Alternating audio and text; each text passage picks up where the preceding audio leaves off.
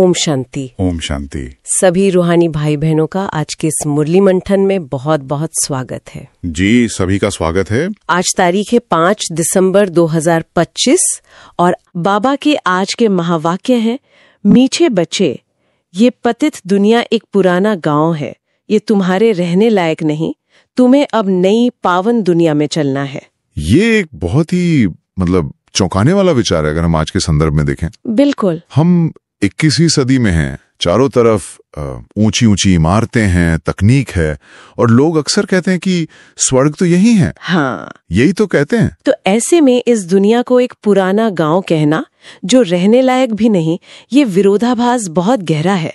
बाबा के कहने का असल भाव क्या है यहाँ? और यही आज की मुरली का फाउंडेशनल पॉइंट है।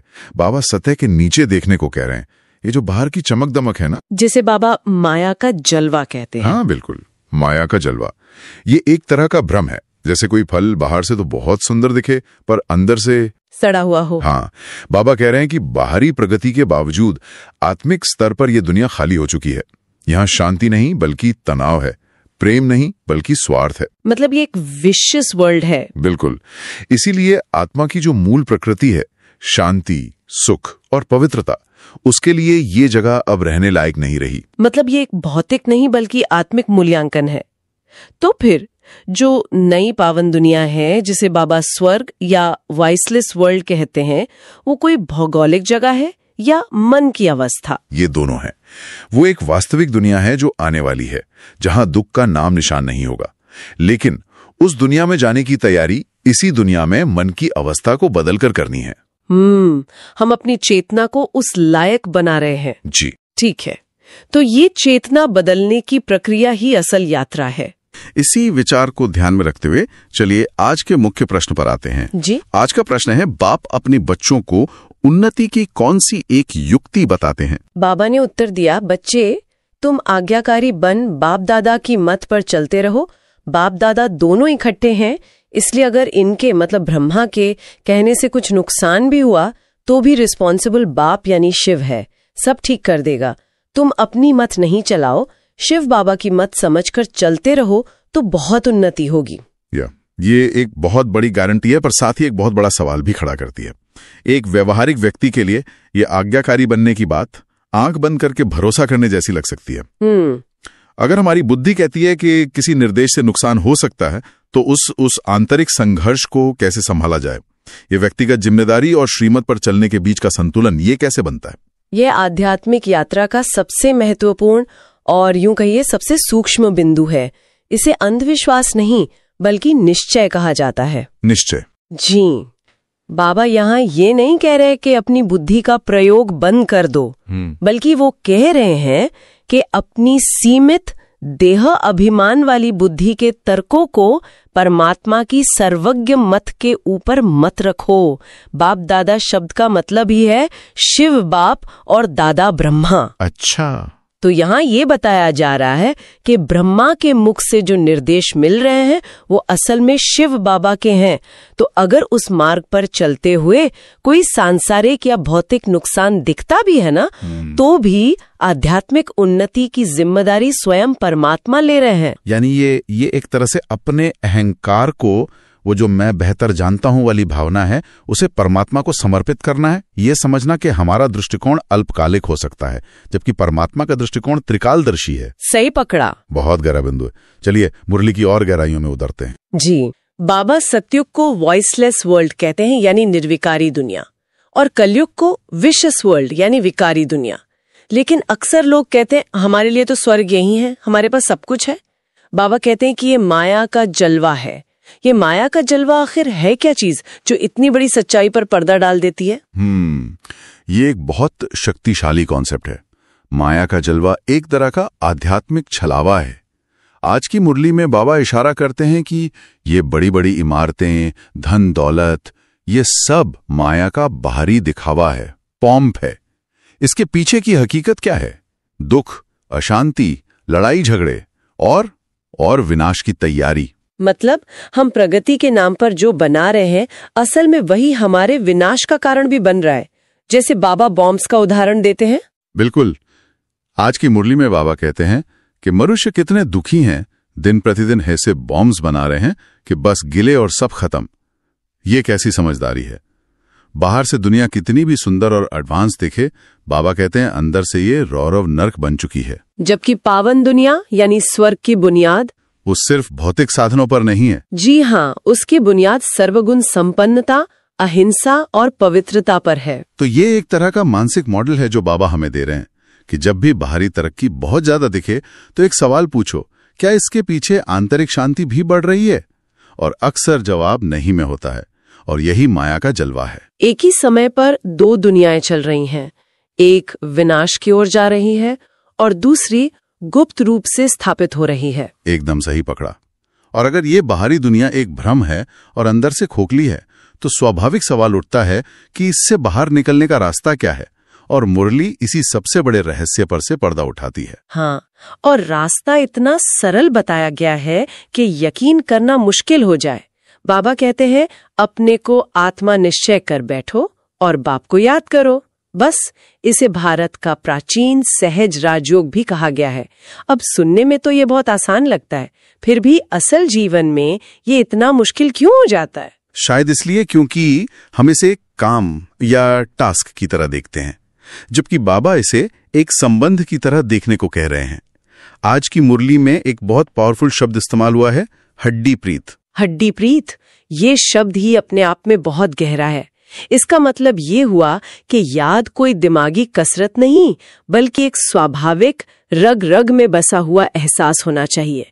जैसे हमें अपने परिवार वालों को याद करने के लिए कोई अलार्म नहीं लगाना पड़ता, उनकी याद तो सहज ही रहती है। बिल्कुल, बाबा मुरली में यही तो पूछते हैं, क्या लौकिक बाप से तुम 1-2 घंटा प्रीत रखते हो? नहीं, सारा दिन बाबा बाबा करते रहते हो। वही सहज और सच्ची प्रीत अलौकिक बाप से चाहिए। ये याद की यात्रा कोई 1-2 घंटे की साधना नहीं है, ये 24 घंटे का एक कनेक्शन है। और यही वो अग्नि है जो आत्मा पर चढ़े विकर्मों के मैल को भस्म करती है, उसे तमो प्रधान से सतो प्रधान बनाती है। और शायद इसीलिए बाबा सिर्फ याद करने को नहीं, बल्कि चार्ट रखने पर भी जोर देते हैं। दिन के अंत में देखो कि याद का सौदा फायदे में रहा या घाटे में। ये एक तरह का रोजाना आत्मविश्लेषण है। हाँ, ये एक बेहद की पढ़ाई है, तो इसका हिसाब किताब भी बेहद का है, जिसका इनाम भी बेहद का है। बाबा समझाते हैं कि जो अच्छी रीति याद में रहेंगे वही ऊंच पद पाएंगे। ये कोई लाखों वर्षों की मुश्किल तपस्या नहीं है, ये 1 सेकंड की बात है। खुद को आत्मा समझना और एक बाप को याद करना, बस। और जो इस पढ़ाई को पढ़ रहे हैं, जो इस रास्ते पर चल रहे हैं, मुरली में बाबा उन्हें एक खास नाम देते हैं। हाँ, मुझे वो शब्द बहुत दिलचस्प लगा, गुप्त वॉरियर्स। लेकिन लड़ाई किससे हो रही है? कोई बाहरी दुश्मन तो है नहीं। ये बहुत ही खूबसूरत कॉन्सेप्ट है।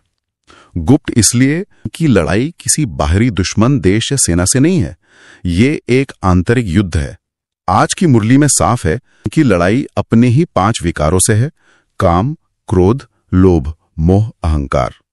ये लड़ाई दुनिया की नजरों से छिपी हुई है, इसलिए वे गुप्त योद्धा हैं। हथियार है ज्ञान और अस्त्र है याद। और उनका मिशन है दुनिया को पवित्र बनने का रास्ता दिखाना। वे खुद पर विजय पाकर विश्व पर विजय पाने का उदाहरण बनते हैं। और इस आंतरिक लड़ाई को जीतने के लिए बाबा एक बहुत शक्तिशाली आधार देते हैं, जो प्रजापिता ब्रह्मा के कॉन्सेप्ट से जोड़ा है। हाँ, इस पर मुरली में बहुत जोर दिया गया है कि बोर्ड पर सिर्फ ब्रह्मा नहीं, बल्कि प्रजापिता ब्रह्मा लिखना बहुत जरूरी है। ऐसा क्यों? इस एक शब्द से इतना क्या फर्क पड़ जाता है? यहां बात बहुत गहरी हो जाती है। सिर्फ ब्रह्मा कहने से वो एक देवता तक सीमित हो सकते हैं, लेकिन प्रजापिता शब्द जोड़ते ही एक पारिवारिक संबंध स्थापित हो जाता है। प्रजापिता ब्रह्मा मतलब हम सब, उनकी सारी संतान, ब्रह्मा कुमार और कुमारियां आपस में भाई बहन हुए। अच्छा, तो ये संबंध ही पवित्रता की नींव डाल देता है। अगर सब भाई बहन हैं, तो विकारी दृष्टि का सवाल ही खत्म हो जाता है। ये एक संबंध सारे विकारों की जड़ काट देता है। लौकिक बाप को प्रजापिता नहीं कह सकते, वो तो एक परिवार के पिता हैं। लेकिन जब हम खुद को एक प्रजापिता की संतान समझते हैं, तो हमारी दृष्टि और वृत्ति, हमारा देखने और सोचने का नजरिया, वो स्वतः ही बदल जाता है। लेकिन इस रास्ते पर चलना हमेशा आसान नहीं होता। बाबा खुद कहते हैं कि कई लोग पत्थर बुद्धि हैं और प्रश्नों के जंगल में खो जाते हैं। बहुत सवाल करते हैं, ऐसा क्यों, वैसा कैसे। इसके लिए मुरली में एक समाधान दिया गया है। पहले अल्फ को जानने से सब कुछ जान जाएंगे। ये अल्फ क्या है? अल्फ यानी सबसे पहली और बुनियादी बात, और वो बुनियादी बात है मैं आत्मा हूं और मेरा एक बाप है, बस यही एक बात। बाबा कहते हैं कि जब ये एक बात बुद्धि में पक्की हो जाती है तो बाकी के सारे क्यों और कैसे अपने आप शांत हो जाते हैं। 1 मिनट रुककर इस बात की गहराई को समझना जरूरी है। यानी हजारों सवालों का जवाब सिर्फ एक विश्वास में छिपा है। ये तो जीवन को बहुत सरल बना देता है। आजकल की दुनिया में जहां इंफॉर्मेशन ओवरलोड है, वहां ये एक सिंगल पॉइंट फोकस की तरह है। बिल्कुल। बाबा कहते हैं कि ज्यादा टिक टिक मत करो, यानी व्यर्थ के सवालों में मत उलझो, बस माँ में कम याद करो। कई बच्चे अल्फ को यानी इस पहली बात को न जानने के कारण प्रश्नों के कोहरे में ऐसे खो जाते हैं कि रास्ता ही भूल जाते हैं। बाबा का डायरेक्शन बहुत स्पष्ट है। पहले इस एक नींव को पक्का करो तो बाकी ज्ञान की इमारत अपने आप खड़ी हो जाएगी।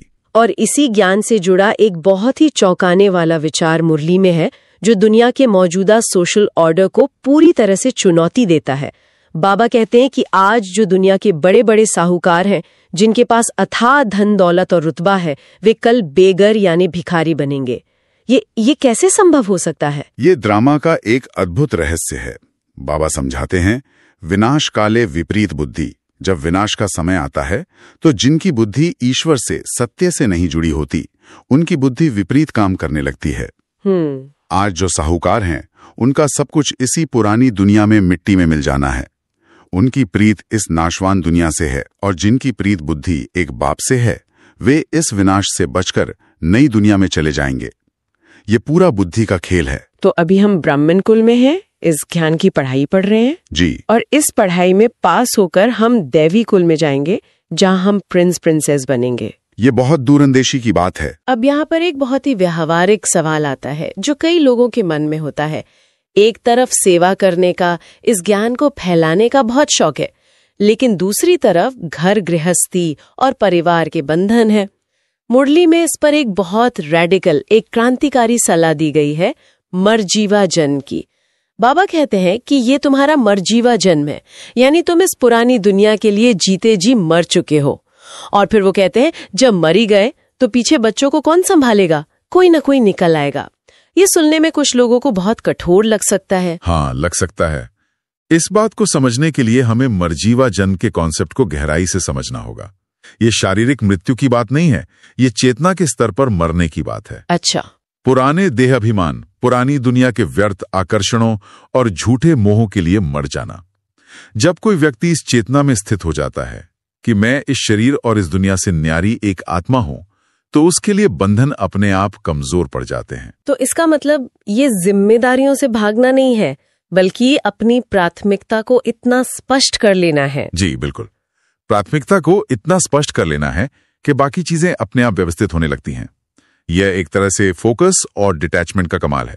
बिल्कुल। बाबा यहां तक कहते हैं कि जरूरत पड़े तो बच्चों की देखभाल के लिए नर्स भी रखी जा सकती है। इसका भाव यह है कि अगर सेवा करने का सच्चा और तीव्र शौक है तो कोई भी बंधन आपको रोक नहीं सकता। आप युक्तियां निकाल ही लेंगे। तो जिन्हें शौक होगा वो खुद ही भागेंगे। हाँ, वो इंतजार नहीं करेंगे कि कोई उन्हें कहे। उनका लक्ष्य होगा कि सबको बाप का पैगाम देना है, मन मना भाव, ताकि और आत्माएं भी तमो प्रधान से सतो प्रधान बन सकें। यही सेवा ही हमारी सच्ची कमाई है। तो आज की इस पूरी चर्चा का सार यही निकल रहा है कि 21 जन्मों की सच्ची हेल्थ और वेल्थ इस बाहरी दुनिया की दौलत या सफलता में नहीं है, वो तो हमारी अपनी आंतरिक स्थिति को बदलने में है। आत्मा की सही पहचान और एक बाप की याद, यही 2 चाबियां हैं जो नई दुनिया का ताला खोलती हैं। सच्ची अविनाशी कमाई है बाप की याद और उसकी श्रीमत पर चलकर की गई सेवा। बहुत सुंदर। अब आज की मुरली से धारणा के लिए जो मुख्य सार हैं, उन्हें समझते हैं। जी, आज की मुरली से धारणा के लिए मुख्य सार हैं। पहला, बंधन काटने की युक्ति रचनी है, जिगरी बाप से प्रीत रखनी है और सबको बाप का मन मना भव का पैगाम देकर उनका कल्याण करना है। और दूसरा सार है दूरादेशी बुद्धि से इस बेहद के खेल को समझना है।